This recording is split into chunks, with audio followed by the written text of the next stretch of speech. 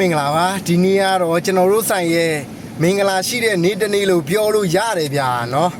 အဲ့ဒါဘာလဲဆိုတော့ကျွန်တော်တို့ဆိုင်မှာဒီနေ့က Forza တွေရော ADV တွေရော PCA တွေရောဗျာလုံးဝအများကြီးရောင်းထွက်တယ်ဗျာเนาะအဲ့ဒါဆိုတော့အခုချက်ချင်းပဲဗျာဟုတ်မှာကျွန်တော်တို့နောက်မှာ ADV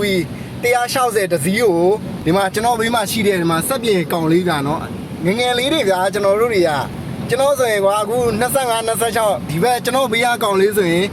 20 21ပဲရှိသေးရဲ့ဗျာကျွန်တော်တို့ဆိုင်ကအဲ့လိုမျိုး run ရတာသိလားလုံးဝလူငယ်တွေဗျာလောက်ကွက်ထွက်တဲ့လူတွေကိုပဲအဓိကသူတို့တွေကလောက်ခန့်ပေးတာဗျာအဲ့ဒါဆိုတော့ကျွန်တော်စမှုစာခွန်ကထုတ်ပန်ကျွန်တော်အုံနဲ့အုံရိုင်မှာရှိတဲ့ညီကိုတွေရောကျွန်တော်တခြားနယ်ဝေးရညီကိုတွေရောလက်ငင်းအရေးကြလိုချင်နေဆိုရင်ကျွန်တော်လီယန်ယုံဆိုတဲ့ဆိုင်ပါဗျာနော်ရုံရုံကြီးကြီးနဲ့ဝယ်ယူအားပေးလို့ရပါဗျာနော်အဲ့ဒါဆိုတော့အခုကျွန်တော်တို့သိယူလာတဲ့ဆိုင်ကဒီမှာအုံရိုင်ဘစ်စီနာမှာရှိတဲ့ Honda ကုမ္ပဏီကနေပြီးတော့ယူလာတာအနောက်မှာကြီးလိုက်မယ်ဆိုရင်ဗျာနော်လုံးဝ ADV တကယ်မိုက်တယ်လုံးဝအားကြတယ်ဗျာနော်